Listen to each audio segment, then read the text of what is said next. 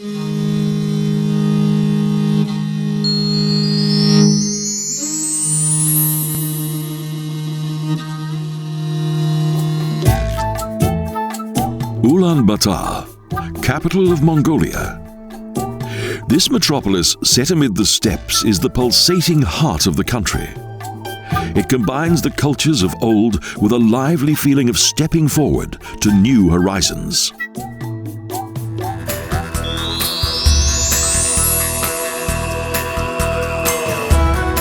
Sukhbaatar is situated in the center of the city. A large square that is flanked by government buildings, the opera house, and various commercial enterprises.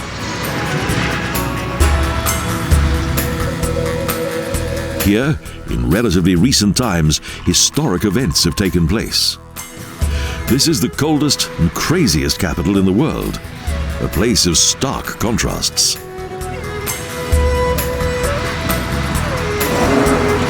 An equine statue of General Sukhbaatar is located in the middle of the square.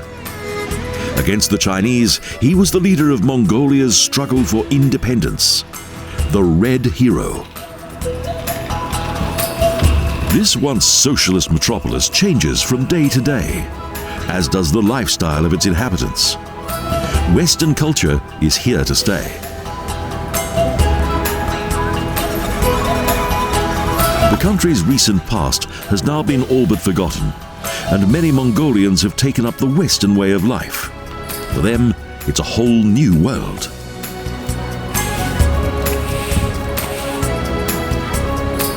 From the Parliament building, Genghis Khan watches over his people, who are now adapting to modern times.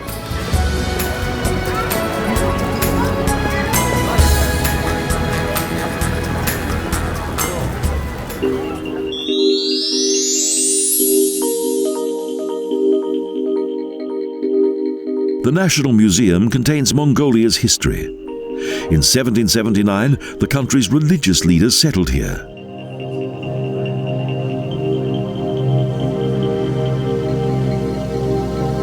The spiritual center of Mongolia once lay directly on the Peking Irkutsk trading route. Thus it became an important center of trade.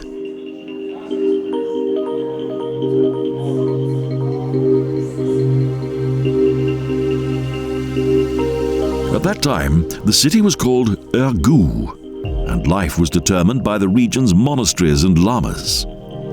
Subsequently, Chinese traders and workers, Russians, and even Europeans settled here.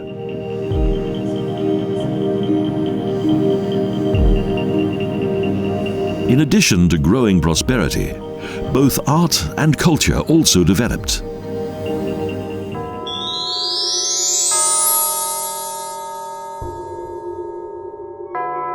The Bodkin Museum is situated close to the river Tuol, once the lifeline of the original settlement.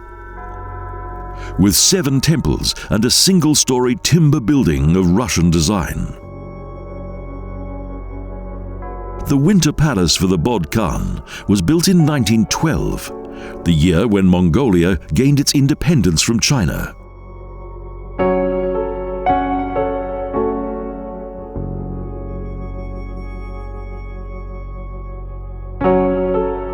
Then, the Bodkin, the most revered person in Mongolia, became transformed into the Bodkin, who was then both the country's spiritual and worldly leader.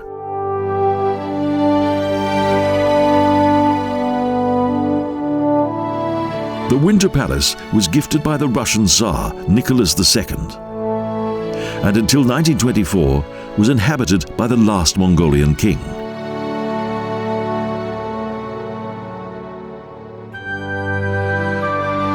The throne hall, as well as the other rooms, feature the palace's original furniture, and also several gifts from numerous monarchs and dignitaries. From here, the country was ruled with Russian assistance until the declaration of the People's Republic.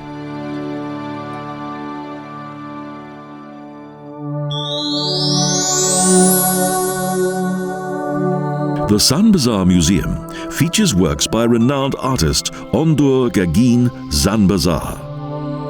When he was just 5 years of age, he became leader of Mongolia's Buddhists.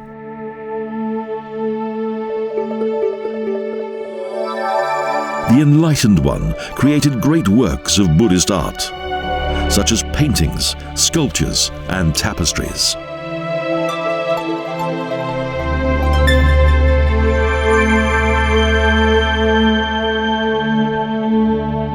His devout faith, allied to the teachings of both the Panchen Lama and Dalai Lama in Tibet, influenced him greatly. Thus, Zann Bazaar became the first Bodkin, a Buddhist dignitary who, for 3 centuries, was the spiritual head of the country.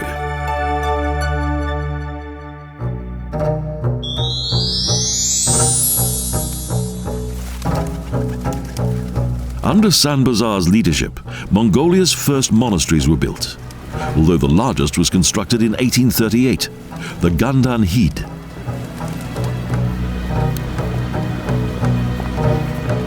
The architecture of the temple complex indicates the Tibetan roots of Mongolian Buddhism. Both young and old lamas wear colorful clothes.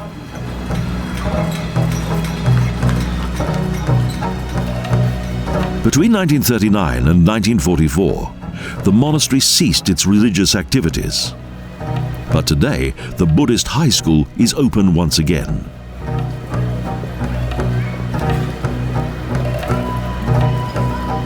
At the time when this large monastery was active, there were Gare settlements nearby, and larger buildings subsequently followed.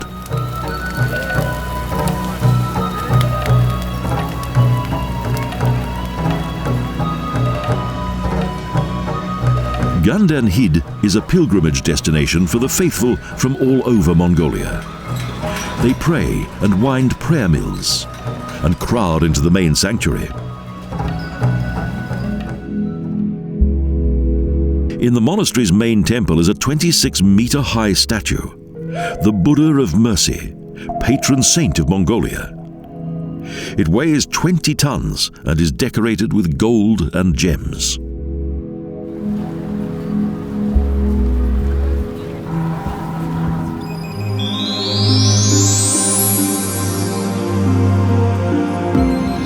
A classical building contains the Natural History Museum, which features exhibits from all over Mongolia.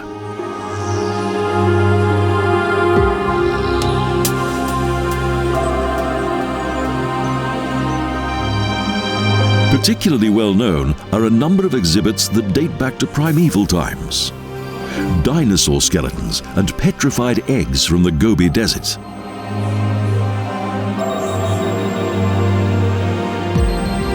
The museum was founded in 1924 and is divided into sections for geography, geology, botany and fauna.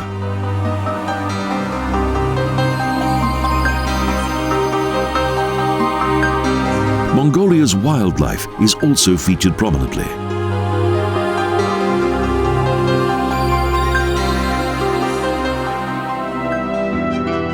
Today, the outlying districts of Ulaanbaatar are inhabited by rural people who live in circular tents.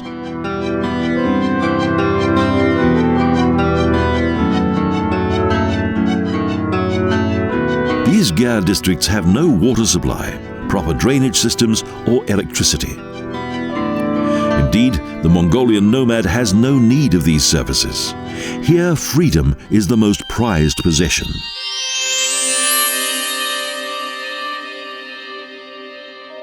The nomads once left the bodies of the deceased unburied, so they were consumed by wildlife. Eventually, however, cemeteries were built, such as the National Cemetery that is situated on a hill above the city.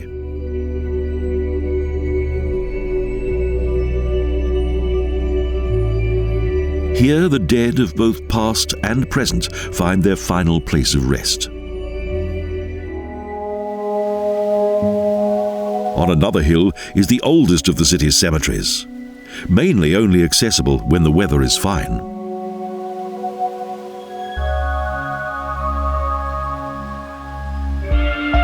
This, the only true city in Mongolia, is expanding rapidly.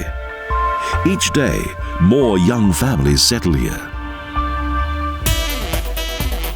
This modern city is currently experiencing a building boom. Structures of steel, concrete and glass have emerged here since 1990. Each plot of land is in use. Traffic is also on the increase, and for much of the day, the main streets are blocked.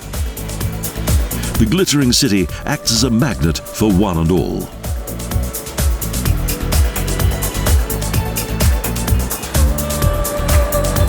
New restaurants, internet cafes and shops open from week to week. Rapid growth seems unstoppable. And Ulaanbaatar is becoming UB. Construction work is everywhere. The face of the city is constantly changing. The young are beginning to follow Western fashion trends and culture. UB is on the up and up. The motor car is a status symbol of the nouveau riche. And the city's biggest shopping centre sells everything.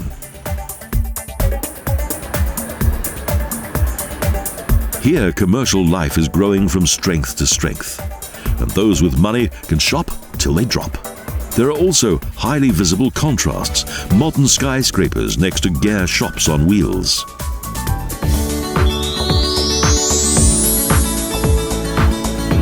Mercury Market is a small traditional market.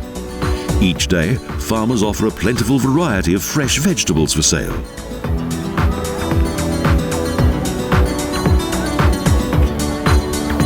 Here, fruit and other produce is to be found that is not available anywhere else in the city. There's always a good supply of food here.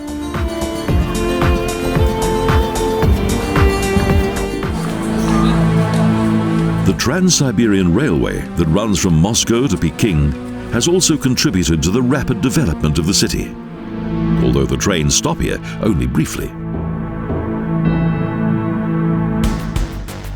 In the nearby Railway Museum, some of the old locomotives of this famous railroad are exhibited, and due homage paid to Stalin and the Red Star.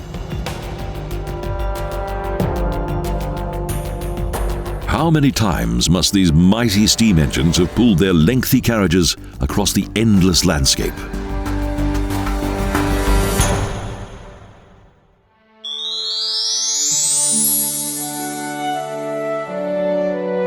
Buddha Park, situated at the foot of Zann mountain, was inaugurated in 2005.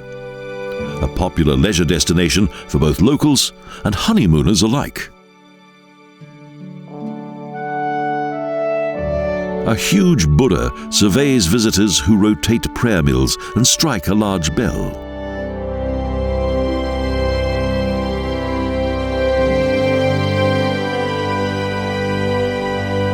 Recently, the mountain slope has been decorated with a huge head of the omnipresent Genghis Khan.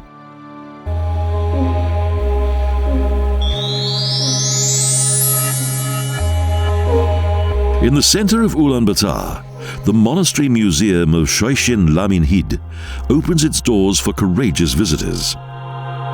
This splendid building was constructed in 1904. The unique monastery complex was built for the younger brother of Mongolia's last monarch.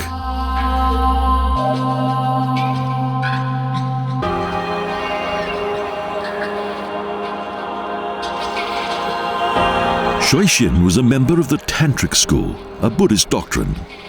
He was highly influential due to his magic powers.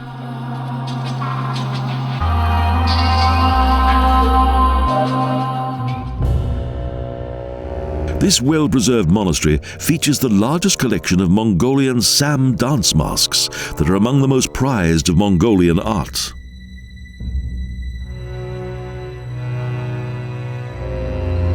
The paintings on the walls and ceilings feature scenes of the Buddhist tortures of hell. There are further exhibits that were once reserved only for the eyes of the chosen few.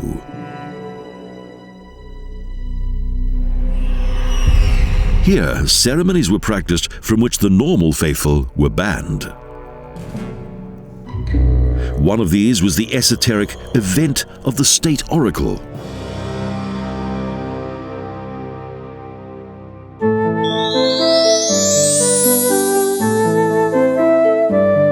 Almost 50 kilometres east of Ulaanbaatar is a leisure area for the inhabitants of the city, the Terej National Park.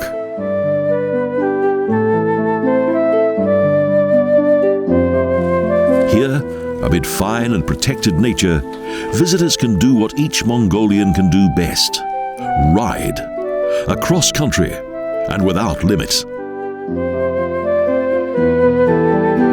Huge rocks with strange names and splendid river meadows welcome those who come to one of the many ger camps.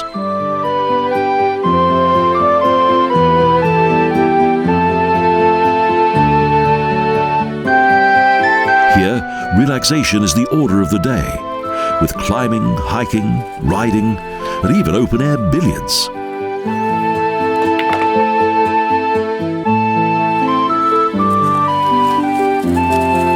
Everywhere, sheep and goats pasture peacefully and remain unfazed by tourist buses and cars, and enjoy running across the meadows.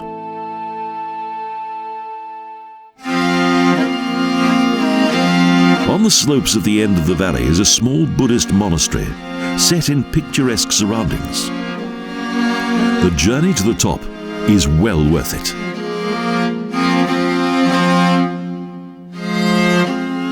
The monastery was built for the wedding of a grandson of Tushit Khan to the 6th princess of King Emperor Kangxi. It lies in a scenic location with a wonderful view across the valley.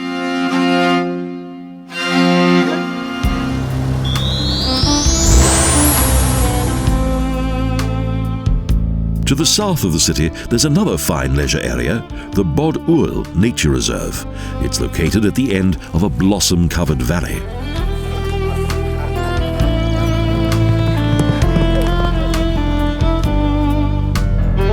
The paths are ideal for exploring the landscape, and mysterious columns indicate those whose final resting place is here.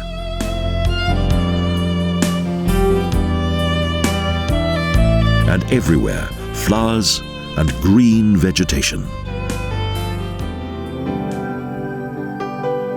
On the mountain slope at the end of the valley are the ruins of the Mercury Market monastery that was founded in 1733.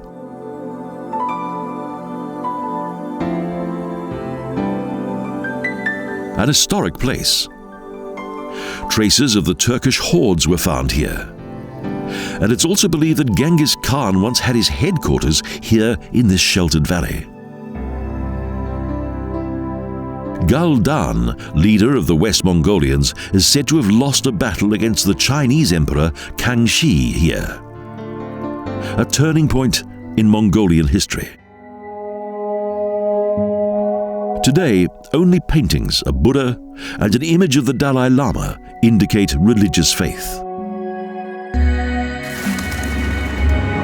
Back in Ulaanbaatar, we visit a river landscape outside the city gates. This is in strong contrast to the bad air and hubbub of the nearby metropolis. Prayer banners and colourful cloth in the trees indicate a holy place. Here, people collect health-giving berries from wild bushes.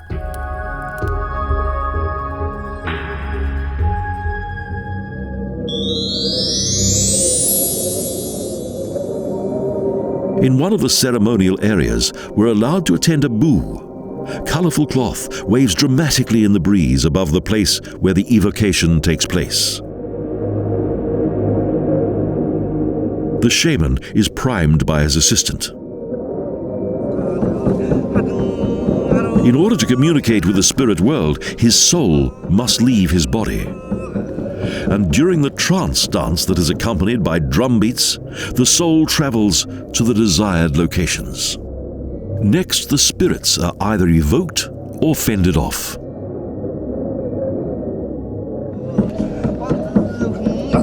The ceremony becomes increasingly tense, and the dance wilder and wilder. Finally, the shaman collapses. When he has recovered from the trance, he drinks and speaks with the faithful. Shamanism is common here.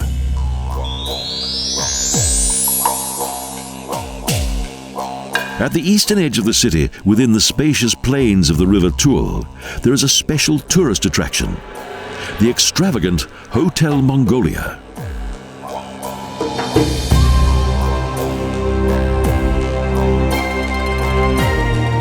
This huge hotel complex resembles an old Buddhist monastery complex, with a gear section and a central temple restaurant.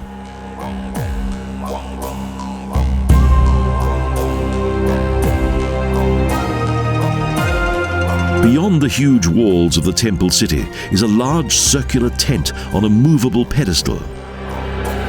The leaders of the Mongolian tribes once travelled in such tents.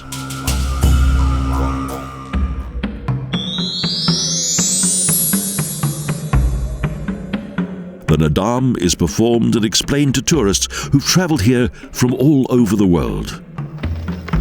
Nadaam is the most important festival in Mongolia. The roots of this competition date back to the time of the ancient Turks and Hun. Genghis Khan developed contests for his warriors from its traditions. Horse racing, archery, and wrestling. With a wild dance performed by colourfully dressed young dancers, a reenactment of the Nadaam Festival begins.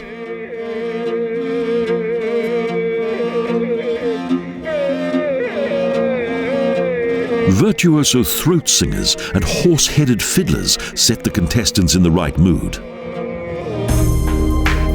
A typical snake woman from Mongolia's state circus school performs amazing acrobatic contortions.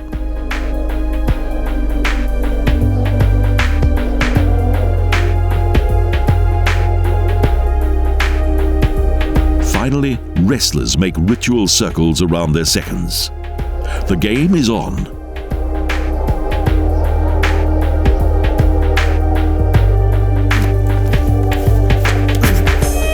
They wrestle. The one who lands on the ground first with any other part of the body but their hands and feet is the loser.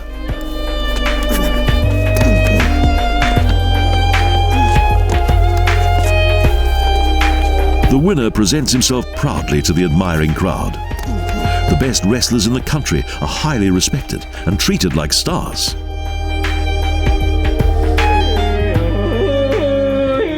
After horse racing and archery, masked dancers complete the festival, led by the old white man who symbolizes happiness and a long life. Ritual throat chanting accompanies the dancers who wear animal head masks.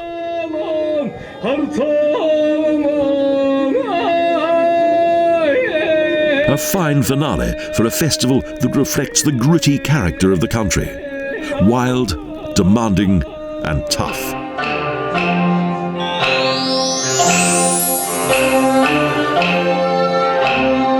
Music, dance, and song have always been the main features of Mongolian culture. And since 2002, this show theatre has presented the Moonstone.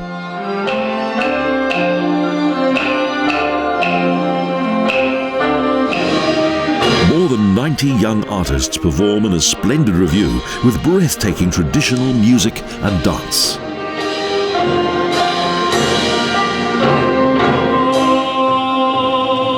The Mongolian long song, religious songs, traditional instrumentation, the unique horse-headed fiddle, and throat chanting.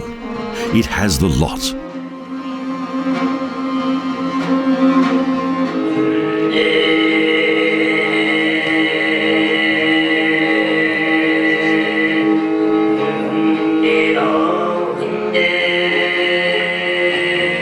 The choreography of the Mongolian Soul features wild temperament, deep passion, and boundless enthusiasm.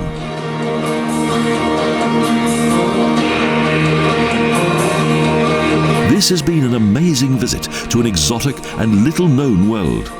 And this capital city, with all its incredible contrasts, seems almost unreal. But Ulaanbaatar is very much here, now, and heading for the future.